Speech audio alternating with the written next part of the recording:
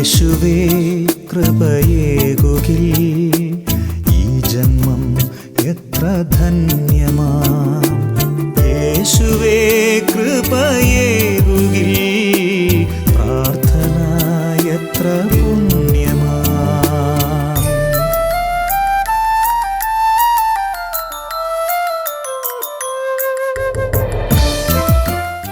പരിശുദ്ധ പരമ ദിവ്യകാരുണ്യത്തിന് നേരവും ആരാധനയും സ്തുതിയും പുകഴ്ചയും ഉണ്ടായിരിക്കട്ടെ. വിശുദ്ധ കുർബാനയുടെ സന്നിധിയിലാണ് നമ്മെയും ലോകം മുഴുവനെയും ദൈവം തന്നെ കാരുണ്യം കൊണ്ട് നിറയ്ക്കുവാൻ നമ്മൾ പ്രാർത്ഥിക്കുന്ന സമയമാണ്. ദിവ്യകാരുണ്യമായി ഈശോ നമ്മുടെ മുമ്പിൽ എഴുന്നള്ളിയിരിക്കുന്ന ഈ സമയം നമ്മുടെ എല്ലാ അവസ്ഥകളും, നമ്മുടെ എല്ലാ ആവശ്യങ്ങളും, ഹൃദയത്തിൻ്റെ അഭിലാഷങ്ങളും, കുടുംബത്തിൻ്റെ ആവശ്യങ്ങളും എല്ലാം ദൈവകരങ്ങളിൽ ഏൽപ്പിച്ചുകൊണ്ട് സ്വതന്ത്രമായിട്ട് അല്പസമയം നമുക്ക് ദൈവത്തെ സ്തുതിച്ച് മഹത്വപ്പെടുത്താം. യേശുവേ നന്ദി, ഹല്ലേലൂയ, ഹല്ലേലൂയ, ഹല്ലേലൂയ, ഹല്ലേലൂയ. ദിവ്യകാരുണ്യനാഥ, ഞങ്ങൾ അങ്ങേ സ്തുതിക്കുന്നു, ആരാധിക്കുന്നു. അവിടുത്തെ ശക്തിയും അവിടുത്തെ കരുണയും ആഗ്രഹിച്ച് ഞങ്ങൾ പ്രാർത്ഥിക്കുന്നു. Hallelujah, hallelujah, hallelujah. ഞങ്ങളുടെ മേലും ഞങ്ങളുടെ കുടുംബങ്ങളുടെ മേലും ലോകം മുഴുവൻ്റെ മേലും അവിടുത്തെ കരുണ വർഷിക്കണമേ എന്ന് പ്രാർത്ഥിക്കുന്നു. Hallelujah, hallelujah. യേശുവേ നന്ദി, യേശുവേ നന്ദി, യേശുവേ നന്ദി. ഈ മണിക്കൂറിൻ്റെ എല്ലാ അനുഗ്രഹങ്ങളും നമ്മുടെ മേലും നമ്മുടെ കുടുംബത്തിൻ്റെ മേലും വന്ന് നിറയുവാൻ ആഗ്രഹിച്ച് നമുക്ക് പ്രാർത്ഥിക്കാം. ഈശോയുടെ തിരുഹൃദയത്തിൽ നിന്ന് ഞങ്ങൾക്ക് കാരുണ്യ സ്രോതസ്സായി ഒഴുകിയിറങ്ങിയ തിരുരക്തമേ, തിരുജലമേ, ഞങ്ങൾ അങ്ങിൽ ശരണപ്പെടുന്നു. ഈശോയുടെ തിരുഹൃദയത്തിൽ നിന്ന് ഞങ്ങൾക്ക് കാരുണ്യ സ്രോതസ്സായി ഒഴുകിയിറങ്ങിയ തിരുരക്തമേ, തിരുജലമേ, ഞങ്ങൾ അങ്ങിൽ ശരണപ്പെടുന്നു. ഈശോയുടെ തിരുഹൃദയത്തിൽ നിന്ന് ഞങ്ങൾക്ക് കാരുണ്യ സ്രോതസ്സായി ഒഴുകിയിറങ്ങിയ തിരുരക്തമേ, തിരുജലമേ, ഞങ്ങൾ അങ്ങയിൽ ശരണപ്പെടുന്നു. ഉച്ചസ്ഥാനങ്ങളിരിക്കാം. ദൈവ കരുണയെക്കുറിച്ചുള്ള നമ്മുടെ ധ്യാന ചിന്തകൾ നമ്മൾ തുടരുകയാണ്. നമ്മൾ ധ്യാനിക്കുന്ന വിഷയം ദൈവകരുണയുടെ പ്രവാഹം നമ്മുടെ ജീവിതത്തിലേക്ക് ഒഴുകി വരുവാൻ നമുക്ക് ചെയ്യാവുന്നൊരു പ്രധാനപ്പെട്ട കാര്യമാണ് കരുണയുടെ മാതാവിൻ്റെ മാധ്യസ്ഥം അപേക്ഷിക്കുക എന്നുള്ളത്. പരിശുദ്ധ അമ്മയ്ക്ക് കൊടുത്ത പല പദവികളിൽ ഒന്ന് നമുക്ക് കാണാൻ പറ്റും. കരുണയുടെ മാതാവ്, കരുണയുടെ നിറകുടം. ഈ മാതാവിനെ അനുകരിക്കുന്നതും ഈ മാതാവിൻ്റെ മാധ്യസ്ഥം തേടി പ്രാർത്ഥിക്കുന്നതും ദൈവ കരുണയ്ക്ക് നമ്മെ അർഹരാക്കുന്ന ഒരു കാര്യമാണ്. സങ്കീർത്തനം 27:14 വചനത്തിൽ നമ്മൾ കാണുന്നുണ്ട്, ദൈവകരുണയ്ക്ക് നമ്മെ യോഗ്യരാക്കുന്ന ഒരു പ്രധാനപ്പെട്ട കാര്യം കർത്താവിൽ പ്രത്യാശ അർപ്പിച്ച് ദുർബലരാകാതെ ധൈര്യം അവലംബിക്കുക. കർത്താവിൽ പ്രത്യാശ അർപ്പിക്കുക, ദുർബലരാകാതെ ധൈര്യം അവലംബിക്കുക എന്ന് പറഞ്ഞ പോലെ പരിശുദ്ധ അമ്മയുടെ മാധ്യസ്ഥതയിൽ വിശ്വാസം അർപ്പിച്ച് ദുർബലരാകാതെ ധൈര്യം അവലംബിച്ചാൽ ഈ കരുണ നമ്മുടെ ജീവിതത്തിലേക്ക്, നമ്മുടെ കുടുംബത്തിലേക്ക്, ലോകം മുഴുവനിലേക്കും പ്രവഹിക്കപ്പെടുന്നത് നമുക്ക് കാണാൻ പറ്റും. യോഹന്നാന്റെ സുവിശേഷം 2-ാം അധ്യായത്തിൻ്റെ 3-ാമത്തെ വചനം നമ്മൾ കാണുന്നത് പരിശുദ്ധ അമ്മ ഒരു കുടുംബത്തിന് വേണ്ടി മാധ്യസ്ഥം വഹിക്കുന്ന രംഗമാണ്. കാനായിലെ കല്യാണ വിരുന്നിൽ അവർക്ക് വീഞ്ഞ് തീർന്നു. അതൊരു നാണക്കേടിനുള്ള അവസരമായിട്ട് മാറാം. അത് മനസ്സിലാക്കിക്കൊണ്ട് നമ്മൾ കാണുന്നു പരിശുദ്ധ അമ്മ പറയുന്നൊരു കാര്യം, അവർക്ക് വീഞ്ഞില്ല എന്ന് പറഞ്ഞാൽ നീ അവർക്ക് വീഞ്ഞ് ലഭ്യമാക്കണം. പരിശുദ്ധ അമ്മയ്ക്കറിയായിരുന്നു തൻ്റെ മകൻ യേശു നിരൂപിച്ചാൽ അവന് വീഞ്ഞുണ്ടാക്കാൻ പറ്റും. പറയുണ്ട് ആ സാഹചര്യത്തിൽ ആ കുടുംബത്തെ അപമാനത്തിൽ നിന്ന് രക്ഷിക്കാൻ പരിശുദ്ധ അമ്മ വന്ന് മാധ്യസ്ഥം വഹിക്കുന്ന രംഗം നമുക്ക് കാണാൻ സാധിക്കും.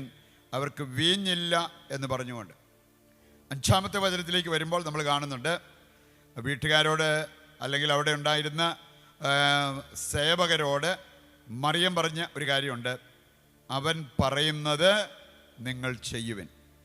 അവൻ എന്തു പറഞ്ഞാലും അത് ചെയ്തോ. ഇവിടെ അത്ഭുതം നടക്കും എന്നുള്ളത് പരിശുദ്ധ മറിയത്തിന് അറിയാമായിരുന്നു.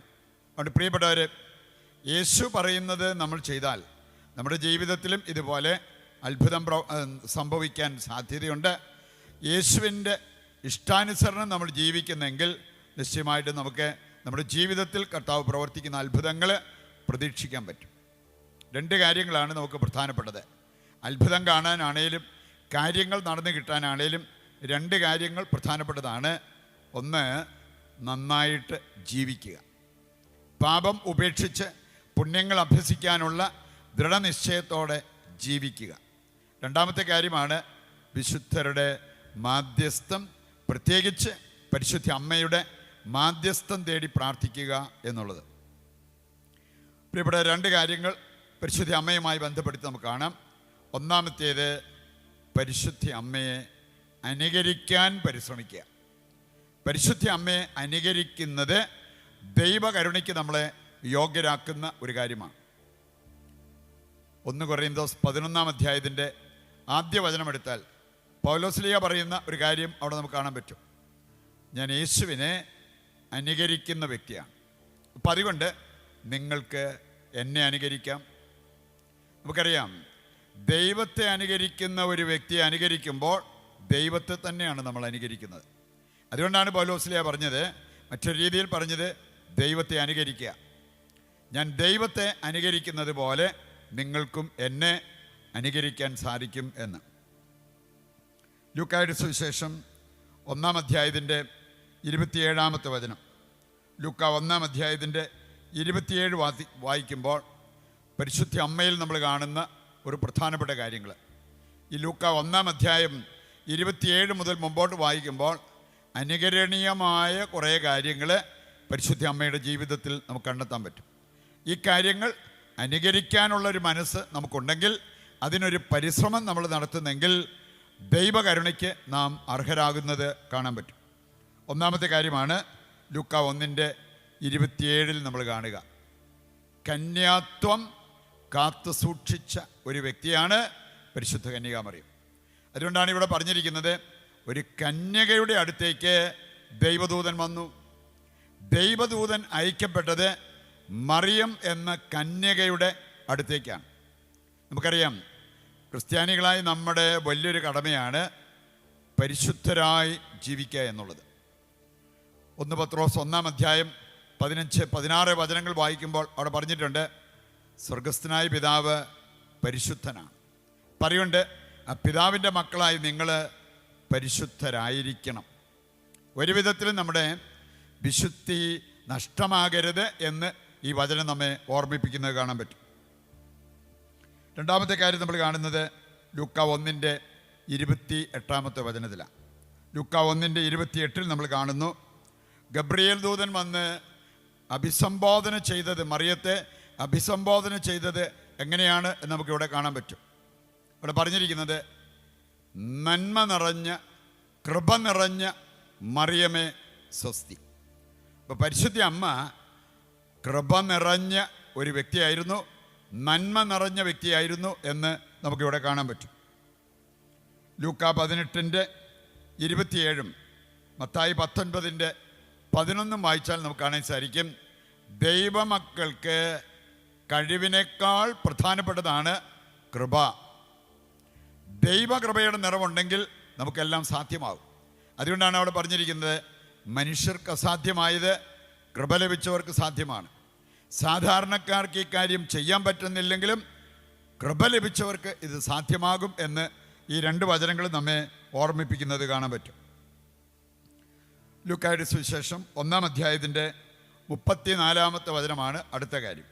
ലൂക്ക 1:34 നമ്മൾ കാണുന്നുണ്ട്, മറിയം ചോദിച്ച ഒരു ചോദ്യമാണ് നമ്മളിവിടെ കാണുക. ഇതെങ്ങനെ സംഭവിക്കും? തൻ്റെ ബുദ്ധിക്ക് മനസ്സിലാക്കാൻ പറ്റാതിരുന്നൊരു കാര്യം, പുരുഷനെ അറിയാതെ അവൾ ഗർഭം ധരിക്കുമെന്ന് ഗബ്രിയേൽ ദൂതൻ പറഞ്ഞത് അവൾക്ക് ബുദ്ധിയുടെ തലത്തിൽ മനസ്സിലാക്കാൻ പറ്റിയില്ല. അതുകൊണ്ട് തന്നെ മറിയം ചോദിക്കുന്നു, ഇതെങ്ങനെ സംഭവിക്കും? ഇവളുടെ ശുദ്ധ ഹൃദയം, ശുദ്ധ നിയോഗം, ഇതെല്ലാം കണ്ടിട്ടാണ് ഇവിടെ ഗബ്രിയേൽ ദൂതൻ അതിന് മറുപടി പറയുന്നത് കാണാൻ പറ്റും. പരിശുദ്ധാത്മാവ് നിൻ്റെ മേൽ വരും, അത്യുന്നതൻ്റെ ശക്തി നിൻ്റെ മേൽ ആവസിക്കും, ഇതെല്ലാം നിൻ്റെ ജീവിതത്തിൽ നിറവേറുകയും ചെയ്യും. പ്രിയപ്പെട്ടവരെ, മനുഷ്യർക്ക് അസാധ്യമായത് കൃപ ലഭിച്ചവർക്ക് സാധ്യമാണ്. മറ്റൊരു കാര്യം കൂടി നമുക്കിവിടെ മനസ്സിലാക്കാൻ പറ്റും, മറിയം ഒരു സാധാരണ സ്ത്രീയായിരുന്നു. നമ്മളെപ്പോലെ മാനുഷികത, സംശയങ്ങൾ ഇതൊക്കെയുള്ള ഒരു വ്യക്തി. പക്ഷെ അതെല്ലാം ദൈവത്തിൻ്റെ മുമ്പിൽ കൊണ്ടുവന്ന് ദൈവത്തോട് ചോദിച്ച് ദൈവത്തോട് പ്രാർത്ഥിച്ച് അതിനെല്ലാം ഉത്തരം കണ്ടെത്തി മുമ്പോട്ട് പോയ ഒരു വ്യക്തിയാണ് പരിശുദ്ധ അമ്മ എന്നുള്ളത് നാം തിരിച്ചറിയണം. അടുത്തത് ലൂക്കായുടെ സുവിശേഷം 1:35 നമ്മൾ കാണുന്ന കാര്യമാണ്. ലൂക്ക 1:35 നമ്മൾ കാണുന്നത് പരിശുദ്ധാത്മാവ് നിറഞ്ഞവളായിരുന്നു പരിശുദ്ധ മറിയം. പരിശുദ്ധാത്മാവ് നിറഞ്ഞവൾ. ഓരോ ക്രിസ്ത്യാനിയും വിളിക്കപ്പെട്ടിരിക്കുന്നത് പരിശുദ്ധാത്മാവിൽ നിറഞ്ഞ് ജീവിക്കുവാൻ വേണ്ടിയാണ്. നമ്മൾ കാണുന്നുണ്ട് യഥാർത്ഥത്തിൽ നമ്മൾ ക്രിസ്ത്യാനികളായി മാറുന്നത് എപ്പോഴാണ്? റോമ 8:9 വായിച്ചാൽ യേശുവിൻ്റെ അതേ ആത്മാവ് ഉള്ളിലുള്ളവർ യേശുവിനുള്ളവരാണ്, അവരാണ് യഥാർത്ഥ ക്രിസ്ത്യാനികൾ. പറയുന്നുണ്ട് പരിശുദ്ധാത്മാവിൻ്റെ നിറവുള്ളവരായിരിക്കാൻ വിളിക്കപ്പെട്ടിരിക്കുന്നവരാണ് നമ്മൾ. എഫേസ്യർ 5:18 വായിച്ചാലും അവിടെ പറഞ്ഞിട്ടുണ്ട്, നിങ്ങൾ പരിശുദ്ധാത്മാവിനാൽ പൂരിതരാകുവിൻ. പറയുന്നുണ്ട് ഈ ആത്മാവിൻ്റെ നിറവ് നമുക്കുണ്ടെങ്കിൽ നമ്മൾ യഥാർത്ഥ ക്രിസ്ത്യാനികളായി മാറുന്നു എന്ന് നാം തിരിച്ചറിയണം. മറ്റൊരു കാര്യം നമ്മൾ കാണുന്നുണ്ട് ലൂക്ക 1:38 വായിക്കുമ്പോൾ, അതാണ് ദാസമനോഭാവം. ദാസമനോഭാവം എന്ന് പറയുന്നത് വിധേയത്വത്തിന് നമ്മെ സഹായിക്കുന്നതാണ്. നമ്മൾ കാണുന്നു പരിശുദ്ധ അമ്മ പറഞ്ഞൊരു കാര്യമാണ്, ഇതാ കർത്താവിൻ്റെ ദാസി, അവിടുത്തെ ഹിതം പോലെ എന്നിൽ നിറവേറട്ടെ. ആ ദാസമനോഭാവത്തെ ദൈവം അനുഗ്രഹിക്കുന്നത് കാണാൻ സാധിക്കും. ഈ ദാസമനോഭാവം മൂലമാണ് പരിശുദ്ധ അമ്മയ്ക്ക് വിധേയപ്പെടാൻ ഒരു പരിപൂർണമായിട്ടുള്ള ഒരു വിധേയത്വം അവിടെ ദൈവത്തിന് മുമ്പിൽ എടുക്കാൻ സാധിച്ചത്. ലൂക്കായുടെ സുവിശേഷം 1:45 അടുത്ത കാര്യം. മറിയത്തിൽ നമുക്ക് അനുകരിക്കാൻ പറ്റുന്ന അടുത്ത കാര്യം. അവിടെ നമ്മൾ കാണുകയാണ് വിശ്വസിച്ച ഒരു വ്യക്തിയാണ് പരിശുദ്ധ അമ്മ. വിശ്വസിച്ച ആഴമായ വിശ്വാസം, സജീവമായ വിശ്വാസമുണ്ടായിരുന്ന ഒരു വ്യക്തിയാണ് പരിശുദ്ധ അമ്മ. പരിശുദ്ധ അമ്മയെ അലങ്കരിച്ച 10 സ്വർഗീയ പുണ്യങ്ങളുണ്ട്. അതിലൊന്നാണ് സജീവ വിശ്വാസം. ഇവിടെ നമ്മൾ കാണുന്നുണ്ട് എലിസബത്ത് ഉദ്ഘോഷിച്ച ഒരു കാര്യമാണ്, ദൈവം പറഞ്ഞ കാര്യങ്ങൾ വിശ്വസിച്ച നീ ഭാഗ്യവതിയാണ്. പറയുന്നുണ്ട് അമ്മ ദൈവത്തെ വിശ്വസിച്ച് ദൈവം പറഞ്ഞ കാര്യങ്ങളിൽ വിശ്വാസമർപ്പിച്ച് ജീവിച്ച ഒരു വ്യക്തിയാണ്. അവസാനമായിട്ട് നമുക്ക് എടുക്കാവുന്നത് ലൂക്ക 1:56. ശുശ്രൂഷ ചെയ്ത് ജീവിതത്തിൽ മുന്നേറിയ ഒരു വ്യക്തിയാണ് പരിശുദ്ധ കന്യാമറിയം. എലിസബത്തിന് ശുശ്രൂഷ ചെയ്യാൻ വേണ്ടി യാത്ര ചെയ്തു പോകുന്ന മറിയത്തെ കാണാൻ സാധിക്കും. 3 മാസം അവളുടെ കൂടെ നിന്ന് അവൾക്ക് ശുശ്രൂഷ ചെയ്തവളാണ് പരിശുദ്ധ കന്യകാമറിയം. രണ്ടാമതായിട്ട് നമ്മൾ മനസ്സിലാക്കിയിരിക്കേണ്ടത് പരിശുദ്ധ അമ്മയുടെ മാധ്യസ്ഥം. പരിശുദ്ധ അമ്മയെ അനുകരിക്കാൻ നമുക്ക് സാധിക്കണം, ഒപ്പം പരിശുദ്ധ അമ്മയുടെ മാധ്യസ്ഥം. വിശുദ്ധ അംബ്രോസ് പറയുന്നൊരു കാര്യം ശ്രദ്ധേയമാണ്. അദ്ദേഹം പറയുന്നത് ഭൂമിയും സ്വർഗവും തമ്മിൽ ബന്ധിക്കുന്ന ഗോവണി, അതാണ് പരിശുദ്ധ കന്യാമറിയം. ഭൂമിയെയും സ്വർഗത്തെയും തമ്മിൽ ബന്ധിക്കുന്ന ഗോവണി. യേശു ഈ ഭൂമിയിലേക്ക് വന്നത് ഈ ഗോവണി വഴിയാണ്. നാം സ്വർഗത്തിലേക്ക് പോകേണ്ടതും ഈ ഗോവണി വഴിയാണ്. ഇത് പരിശുദ്ധ അമ്മയുടെ മാധ്യസ്ഥം എത്രമാത്രം നമ്മെ സഹായിക്കും എന്നുള്ളത് നമ്മെ ഓർമ്മിപ്പിക്കുന്ന കാര്യമാണ്. കത്തോലിക്ക സഭയുടെ മതബോധന ഗ്രന്ഥം 970 വായിച്ചാൽ അവിടെ പറഞ്ഞിട്ടുണ്ട്, മറിയം കൃപയുടെ ഉറവിടമല്ല, ഇടനിലക്കാരിയാണ്. ഉറവിടം ദൈവമാണ്, പക്ഷെ മറിയം അതിൻ്റെ ഇടനിലക്കാരിയാണ്. She is not the source but the mediator. അതാണ് സഭ പോലും നമ്മെ പഠിപ്പിക്കുക. 829 പാരഗ്രാഫ് കൂടി എടുക്കുകയാണെങ്കിൽ അവിടെ പറയുന്നുണ്ട്, സഭ മറിയത്തിലൂടെ പരിപൂർണത പ്രാപിക്കുന്നു, കറയോ ചുളിവോ ഇല്ലാതാകുന്നു. വിശ്വാസികളുടെ കണ്ണുകൾ മറിയത്തിലേക്ക് തിരിയണം. അവസാനമായിട്ട് വിശുദ്ധ ബെർണാഡ് പറഞ്ഞൊരു കാര്യം കൂടി നമുക്ക് കാണാം. മറിയത്തിൻ്റെ മാധ്യസ്ഥ ശക്തി അത്ഭുതാവഹമാണ്.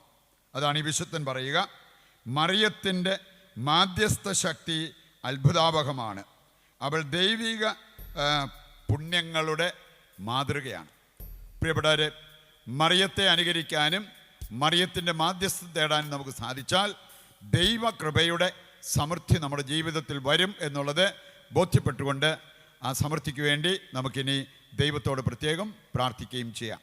നമ്മുടെ ആവശ്യങ്ങളും നമ്മുടെ കുടുംബത്തിൻ്റെ ആവശ്യങ്ങളും നമുക്കിപ്പോൾ ദൈവത്തിൻ്റെ കരങ്ങളിൽ സമർപ്പിച്ച് അവിടുത്തെ കരുണയ്ക്ക് വേണ്ടി പ്രാർത്ഥിക്കാം. ദൈവകരുണയെക്കുറിച്ച് ധ്യാനിച്ച് പ്രാർത്ഥിച്ച് നമുക്ക് നമ്മുടെ പ്രത്യേക നിയോഗങ്ങളെല്ലാം ദൈവകരങ്ങളിൽ ഏൽപ്പിച്ചുകൊണ്ട് താഴ്ന്ന സ്വരത്തിൽ കർത്താവിനെ സ്തുതിച്ച് ദിവ്യകാരുണ്യത്തിൻ്റെ ആശീർവാദവും സ്വീകരിക്കാം. യേശുവേ നന്ദി. ഹല്ലേലൂയ, യേശുവേ നന്ദി, യേശുവേ ആരാധന ആരാധന ആരാധന ആരാധന ആരാധന ആരാധന ആരാധന. നന്ദി പറയുന്ന കർത്താവേ, ആരാധിക്കുന്ന കർത്താവേ, കരുണ ചൊരിഞ്ഞ എന്നോട് നന്ദി പറയുന്ന കർത്താവേ. Hallelujah hallelujah hallelujah hallelujah hallelujah.